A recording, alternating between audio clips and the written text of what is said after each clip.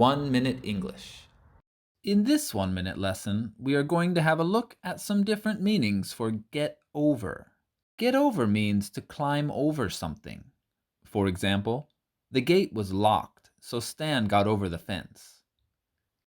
Get over also means to forget a relationship. For example, it took a long time for Anne to get over her previous boyfriend. Get over can also mean to overcome a situation. For example, there are many problems to get over when starting a new business.